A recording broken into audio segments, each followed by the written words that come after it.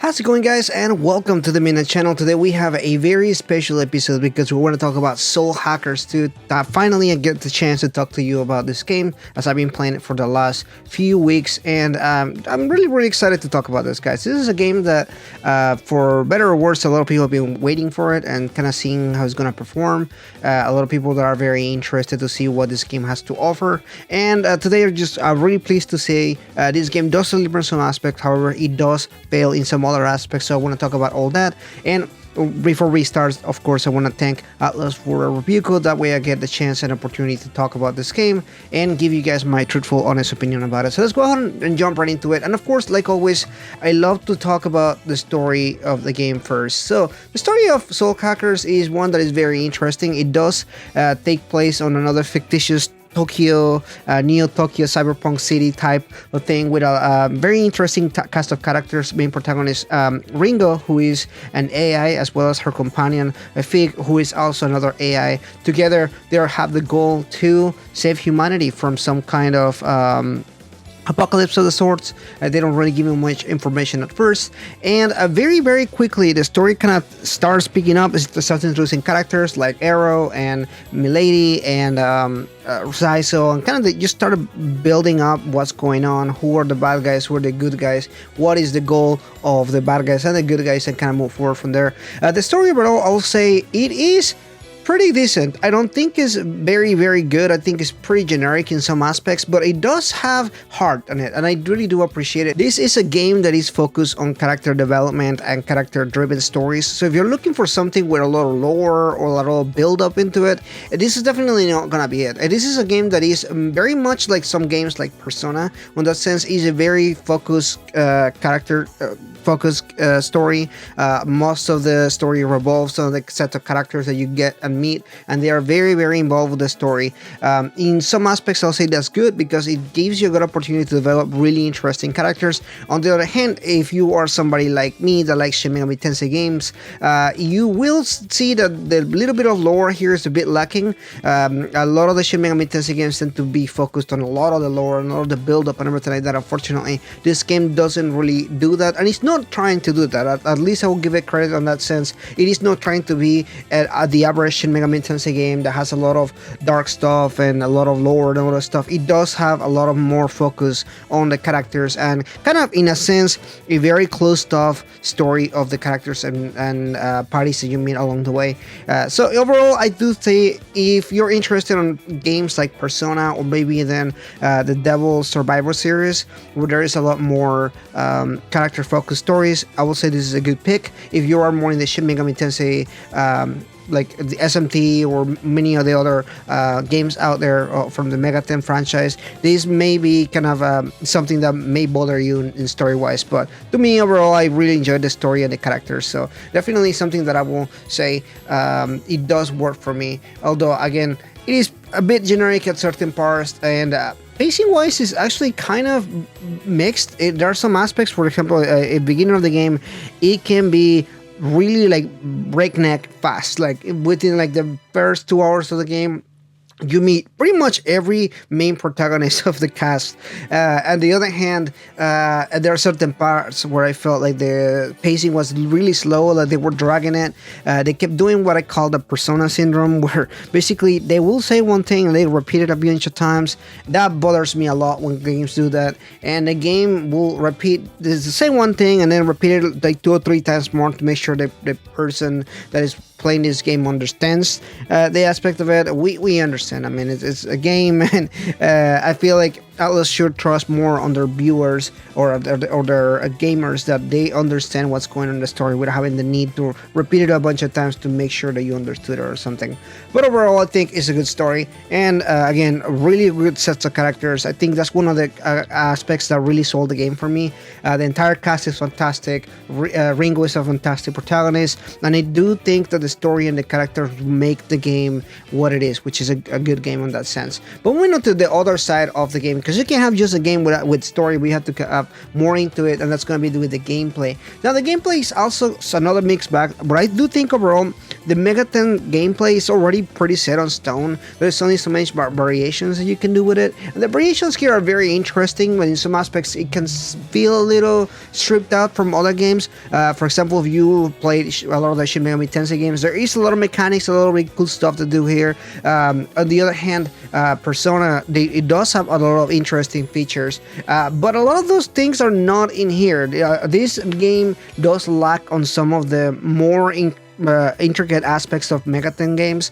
For example, just to give you a little bit of a small example, in this game you cannot stack buffs, which is a thing that if you played any Megaten game is a big strategy, trying to time your buffs at the right time and stack it a certain way to make sure that you are strategizing the best way or anything like that. This game doesn't have any of that, which was in a sense a little bit sad because it is a big aspect of the Megaten franchise. On the other hand, it does replace with some new gimmicks or new mechanics that they added in here, such as the Sabbath. So the Sabbath is this mechanic which kind of works similar to what the all-out attack in Persona is, which is basically when you can stack multiple weakness and then you do a massive big attack at the end with different characters. You can actually do it up to like more than a dozen different demons at the same time, which can really break the game. But the end of the game, you're pretty overpowered. So the Sabbath feature does offer a lot of layers and a lot of different stuff. I do think you can strategize a lot with it, but at the same time, I do feel like it can really break the game if you do it the right way. But again, that's the same thing with all Shin Megami Tensei games as well, including the Persona games. They do have some things that really can break the game if you know how to use them. And again, this does it as well. But this game is not the only thing that it has in gameplay aspect, because there are some other stuff that you do in the game as well. First of all, obviously you have the dungeon crawling experience, which I will say this is one of the things that I do have a complaint on. It's gonna be, I'm sure you read this or articles, so you've seen other people mention it, but the dungeons are not very good. In fact, there are only like 2 or 3 dungeons that I'll say, besides the major dungeon that you wander around, which is like a Mementos style dungeon, like a very monotone blue spacey tech thing that you just walk around and everything. On the other hand, there are some other dungeons out there, like there's a subway that you visit, and there is like this building that you go to and everything. These are really lacking in style or in anything. It's pretty interesting, but it also shows the scope of this game, which is a lot more smaller than other games. It does feel like this game is a much budget game, if you will, and I don't know if any other reviewers have mentioned that, because I really haven't watched a lot of reviews, but in my mind it does feel like this is a much smaller project. Like they say something like a Persona 5 or like a Shin Megami Tensei 5, it does feel like this is a much smaller project, which again, it's fine, but it's also the same price as those other games, so keep that in mind that this is a much smaller game in that sense, and it does feel that way in the dungeons. In the gameplay, there is a lot of walking, of course, like in other RPGs and everything, but I don't really like the way the camera angles. They can feel janky, especially when you're walking with your character and everything. Now, good news, it does seem like this is gonna be an update patch for that. Unfortunately, the version that I played did not have that, so I cannot remove that from my imagine. Whenever I think about how jank the camera was when I was playing the game, I have to mention it. It may be fixed by the time you play the game. It's just a personal thing, I guess I have to mention about it. But overall, the gameplay is pretty solid. It's a Megaten game, and it does have that solid Megaten gameplay.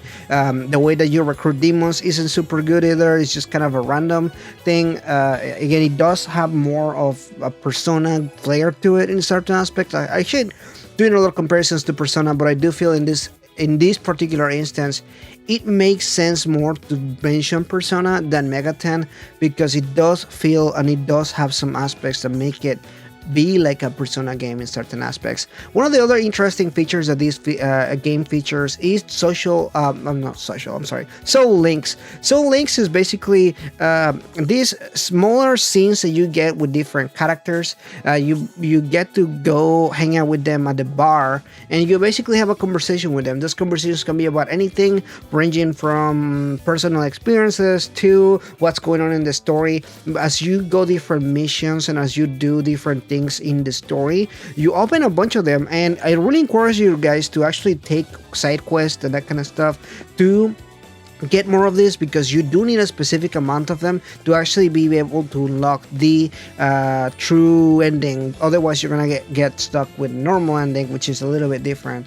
But overall, I'll say the side quests are very boring in my mind. When I played the game, I actually really did not like the way that the side quests were done. There are actually different ways to do side quests. You can do side quests from there's a person, Madame Ginkgo, that does side quests, but there's also side quests that you can do from Ion, from whenever you do in the access, and there are also side quests that you can do from demons when you're in the dungeons and everything. So most of them are fetch quests. They're very uninteresting. There's not much to them. There are some that are pretty cool and are like Easter eggs and that kind of stuff, but truthfully, the majority of them are just very boring, and it feels like they're just there to pad and add time to the game. Truthfully, I didn't do a whole lot of them, but overall, again, solid gameplay, just a couple caveats here and there. Last thing I want to talk is about the performance of the game. The game performs super well. Honestly, this is one of the best performing games on the PlayStation from Atlas and everything. I never had any issues, any glitches, other than the issue with the camera angles and everything, which again, it wasn't like the camera wasn't working, it's just the angles and the way that it was showing, it was kind of junky, but it wasn't a issue of performance or anything like that. The game performs pretty well. I enjoyed my experience with it. I really love the style and the music of it. It does have really good music. I don't think it's as iconic as say something like Shin Megami Tensei 4 soundtrack or anything like that, but it does still have a pretty cool soundtrack. It matches pretty well with the aesthetics and the style of Soul Hackers 2. It at least did a pretty good job as far as matching that with the rest of the games and everything, but again, not as iconic as some other Shin Megami Tensei music has been in the past. Overall, I'll say this is a good experience. This is not gonna be like a big budget title for Atlas or anything like that. You can tell in a lot of different ways, and it does pain me to see that, because I was really excited for this game, and although I did enjoy my experience with the game and I will recommend it, I don't know if I will recommend it at a full $60 price.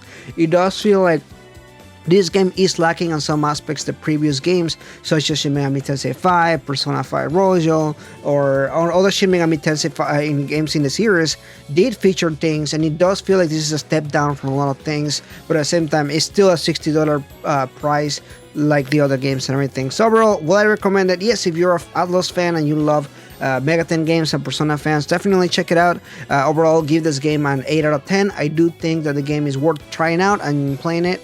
But I know some people are gonna have discussions regarding this game and whether this game is actually worth the money or not. And I totally understand where that comes from, because again, nobody just has money laying around to spend on $60 on a game. But overall, I say this is a good game. This is a game that Atlas has delivered that does feel quality.